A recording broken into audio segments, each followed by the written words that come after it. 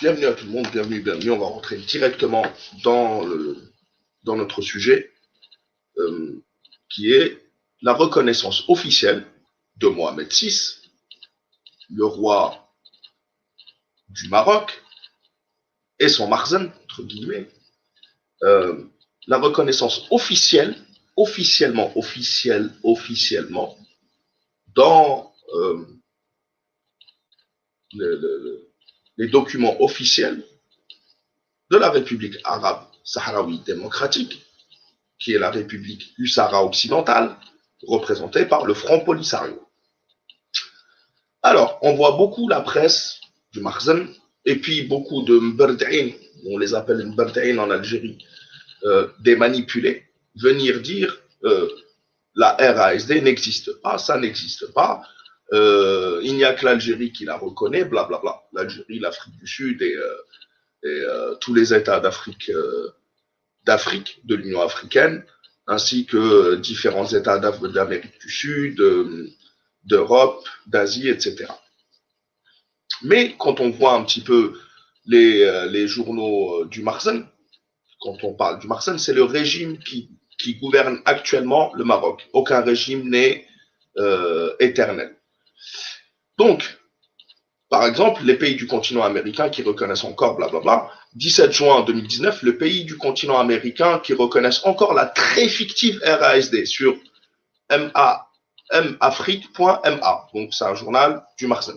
Express, un journal Brazni à 100%, qui dit le 26 mai 2020, par ailleurs, 165 membres des Nations Unies ne reconnaissent pas la pseudo-RASD, ce qui est complètement faux, puisqu'il y a au moins les 50, plus de 50 pays de l'Union africaine dans le Maroc, dans le royaume du Maroc. Et on va le prouver dans cette vidéo. Pas d'adhésion à l'UA, sans l'accord de la RASD. Effectivement, cela n'empêche, c'est sur le bureau de cette entité fictive que la demande du Maroc atterrira. Un groupe d'acteurs culturels marocains ont été surpris par la participation de l'entité fictive de la RASD au concours Festival The Cocac. Et presque tous les articles sont comme ça. Maintenant, on va aller voir dans le document le plus officiel d'un État, qui est appelé dans certains États journal officiel, par exemple en Algérie, ou en France et au Maroc, le bulletin officiel. Qu'est-ce que le bulletin officiel du Royaume du Maroc? Le bulletin officiel du Royaume du Maroc, en arabe, en abrégé BORM ou simplement BO, anciennement bulletin officiel de l'Empire chérifien, est une publication de l'État marocain, édité en arabe et en français par le secrétaire général du gouvernement et consignant notamment les textes de loi, les dahir, les décrets et des traités internationaux. L'édition générale en arabe est bi-hebdomadaire et celle de la traduction officielle en français bimensuelle. C'est-à-dire en arabe, c'est 2 fois par semaine et en français, elle est 2 fois par mois. Sa première édition, mise en place dans le cadre du protectorat français dans l'Empire chérifien, établi par le traité franco-marocain de Fès le 30 mars de 1912, remonte au 1er novembre 1912. On en reparlera puisque ceci est la preuve que, contrairement à ce qu'ils affirment, officiellement l'État marocain existe depuis 1912. Mais bon, ça c'est une autre histoire. Donc, une fois qu'on a vu ça, on va aller sur le site officiel du Royaume du Maroc, secrétaire général du gouvernement, les bulletins officiels de 1912 à 2019.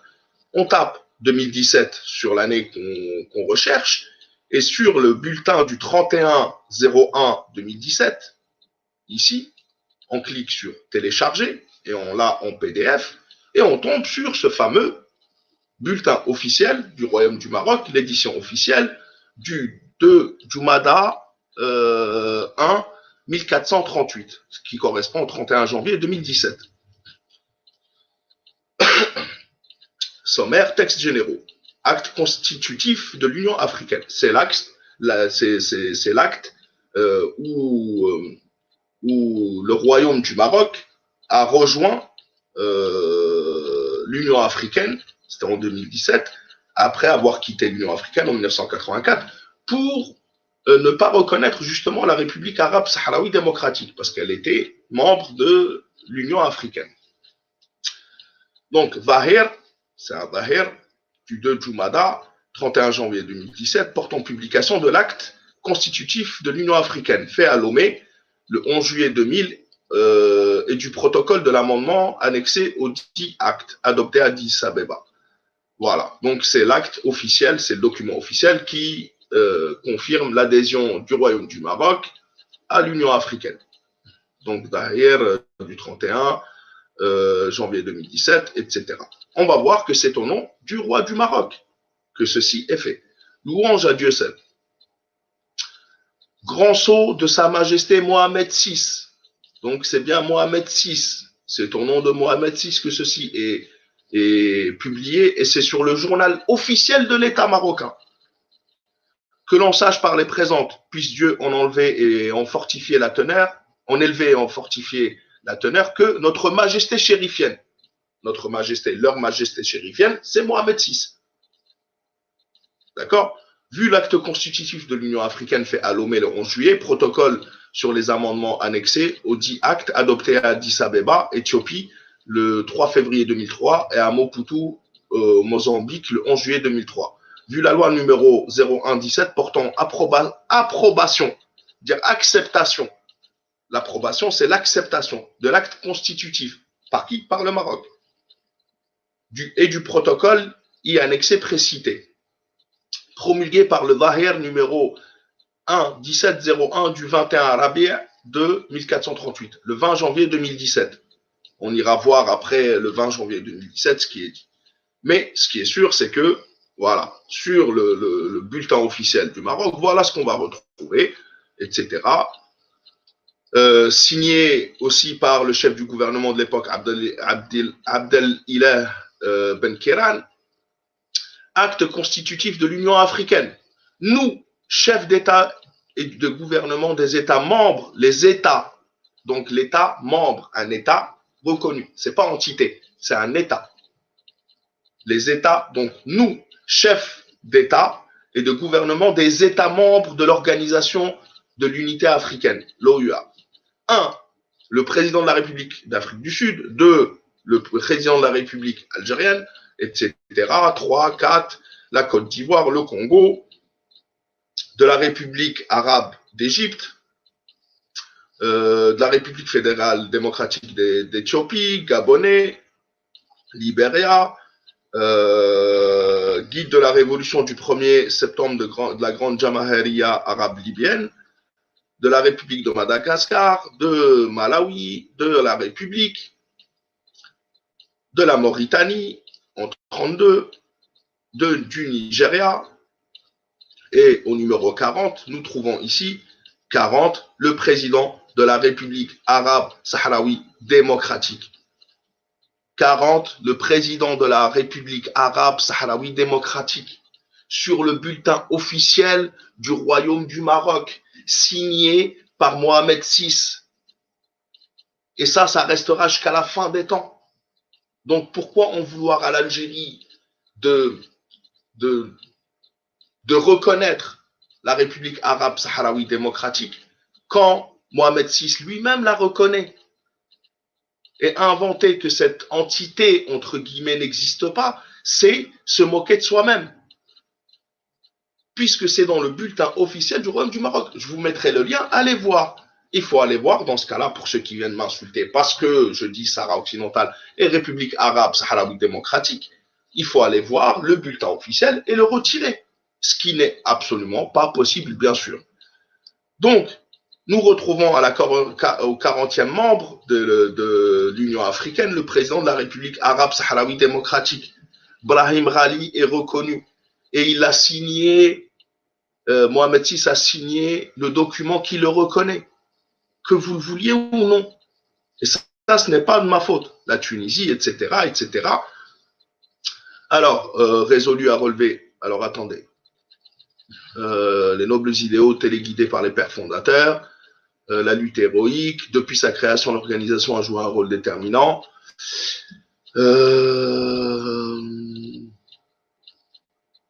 On va voir ce qu'ils sont obligés de respecter. Donc ça, c'est ce que veut dire les trucs. Il est institué par la présente une Union africaine conformément aux dispositions du présent acte. L'objectif de l'Union sont les suivants. Réaliser une plus grande unité et solidarité entre les pays africains et entre les peuples d'Afrique. Donc, les pays dont la RASD. Défendre la souveraineté et l'intégrité et l'indépendance des États membres. En 40e position, je vous rappelle, la République arabe sahraoui démocratique. Donc, le Royaume du Maroc devrait se battre pour défendre la souveraineté et l'intégrité territoriale de la République arabe sahraoui démocratique. Eh oui. Accélérer l'intégration politique et socio-économique. On va voir, est-ce qu'il y a la possibilité qu'un État soit... voilà.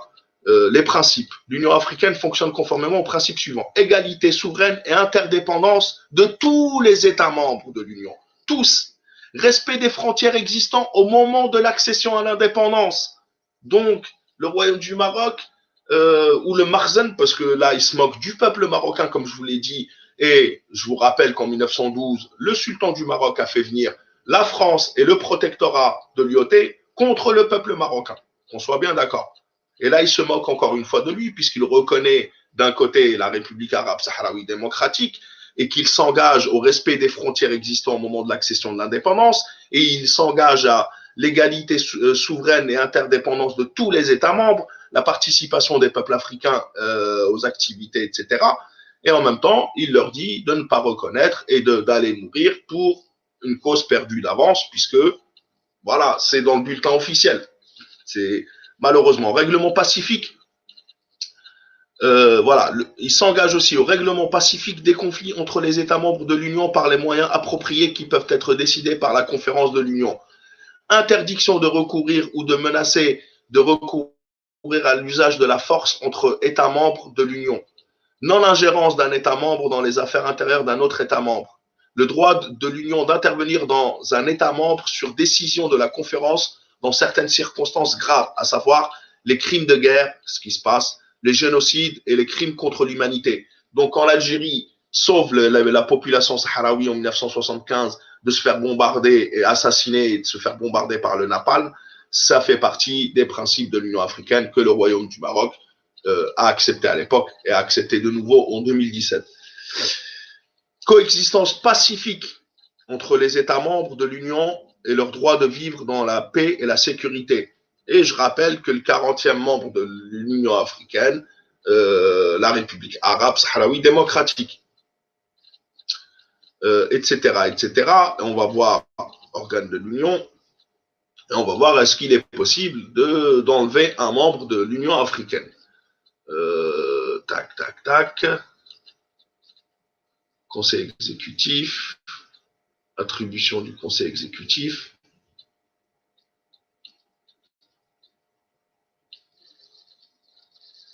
Réunion, institution financière, imposition de sanctions. La conférence détermine comme suit les sanctions appropriées imposées à l'encontre d'un État membre qui serait en défaut de paiement de sa contribution, etc. Le droit de vote, donc privation du droit de prendre la parole aux réunions, droit de vote, droit pour les ressortissants de l'État membre concernés d'occuper un poste ou une fonction au sein des organes de l'Union, de bénéficier de toute activité ou d'exécution de tout engagement dans le cadre. En outre, un État membre qui ne se conformerait pas aux décisions de politique de l'Union peut être frappé de sanctions, notamment en matière de lien avec les autres États membres dans le domaine des transports, communications et de toute autre mesure déterminée par la conférence dans les domaines politiques et économiques. Il n'y a aucune sanction qui peut mener à être exclu, à l'exclusion d'un État membre de l'Union africaine. On va poursuivre. Admission comme État membre. Tout État africain peut à tout moment, il n'y a rien. Suspension. Le gouvernement qui accède au pouvoir par des moyens anticonstitutionnels ne sont pas admis à participer aux activités de l'Union. Voilà pourquoi n'oubliez pas le 12-12. Cessation de qualité de membre.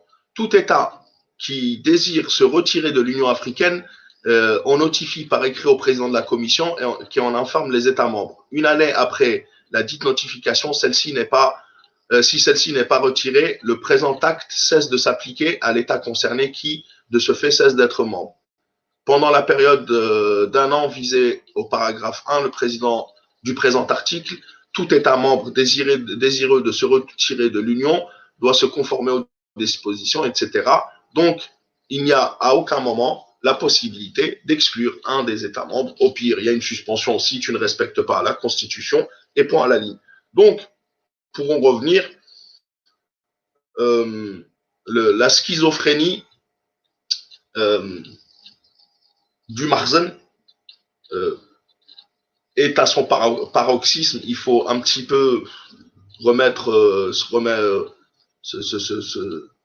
se calmer, vérifier que dans le journal officiel du Royaume du Maroc, il n'y ait pas la République arabe sahraoui démocratique qui soit nommée avant de dire ou de reprocher à certains pays de reconnaître la République arabe sahraoui démocratique. Et c'est pareil, c'est-à-dire que tous les États membres de l'Union africaine reconnaissent tous les autres États membres de l'Union africaine, qu'ils le veuillent ou non. Sinon, il ne fallait pas participer à l'Union africaine et personne n'a forcé le Royaume du Maroc à revenir en 2017. En tous les cas, voilà la preuve, et je vous mettrai le lien, bien sûr, ceux qui veulent vérifier. La République arabe sahraoui démocratique est reconnue même par le Royaume du Maroc. Donc, pourquoi reprocher à d'autres pays de le reconnaître? C'est ce qui prouve aussi que les pays africains, surtout qui ont ouvert des pseudo-consulats dans le territoire occupé du Sahara occidental, sont dans l'illégalité totale. Mais bon, c'est comme ça, ils ont le soutien de la France ou de certaines puissances comme ça. Que voulez-vous faire? C'est pour ça que la lutte du peuple sahraoui pour l'autodétermination est plus que légitime. Salam alaikum wa rahmatullah, à la prochaine, inchallah, la patrie ou la mort nous vaincrons. Et ne vous énervez pas contre moi, allez vous énerver contre le journal officiel du Royaume du Maroc.